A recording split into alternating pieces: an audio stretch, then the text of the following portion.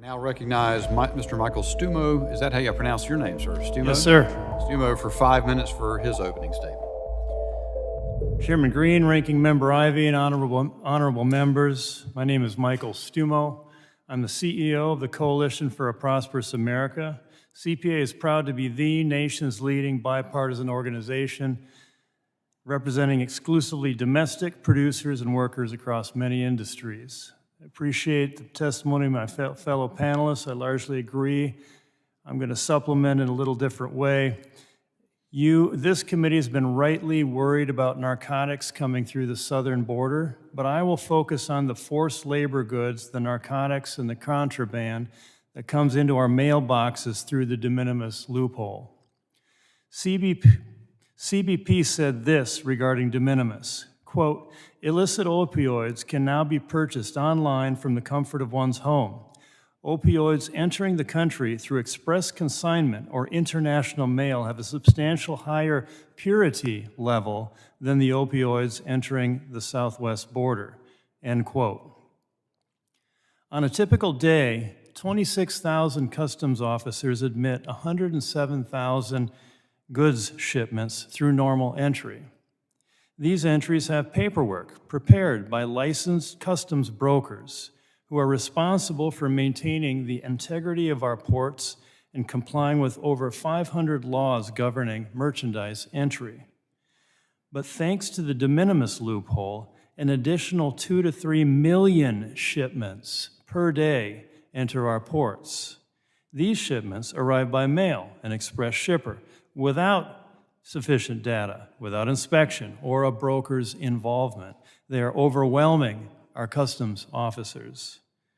De minimis has been weaponized by our adversaries abroad, including China, and exploited by transnational criminal organizations. Express shippers and a handful of e-commerce platforms that profit from it are the primary defenders. Whether an express shipper or a customs broker has the right to import is crucial. Customs brokers are, as CBP says, trained and licensed, quote, to act as force multipliers in combating fraud and other schemes against the government, end quote. Customs brokers have a duty to know their customer and to know what is in the imported package on ships, trucks, and airplanes. If they facilitate imports that contain fentanyl or other unlawful goods, they can lose their license and their livelihood. Express shippers and postal services, on the other hand, just pick up sealed packages with addresses and information filled out by China Post, regular citizens, or criminal organizations. De minimis was originally a rational administrative exception. It allowed customs officers to waive low-value mailed gifts or knickknacks purchased by travelers. But in 1994, Customs changed its de minimis rules to eliminate the need for a broker for the commercial shipments. Now, if China Post, for example, merely declares the value as less than $800 in China, not here, it is de minimis eligible. This allows consignees like FedEx, DHL, U.S. Postal Service, and express shippers to import merchandise without inspection or a trained broker. 30 years later, the result has been a massive, lawless disaster that destroys U.S. businesses, enriches forced labor purveyors, and enables undetected delivery of the most potent fentanyl shipments.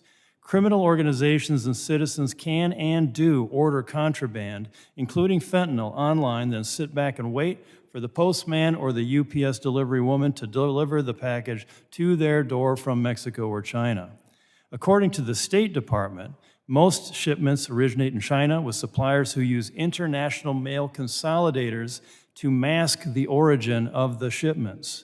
Most US-based traffickers utilize invalid addresses, relying on the large volume of e-commerce parcels from China as a means of concealment. Congress rightly passed the UFLPA to address forced labor Chinese goods.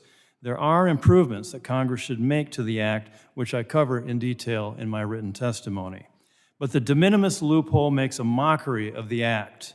China's Shein and Temu have built enormous businesses around de minimis. Their fast fashion goods are rife with forced labor cotton and other materials, but not inspected.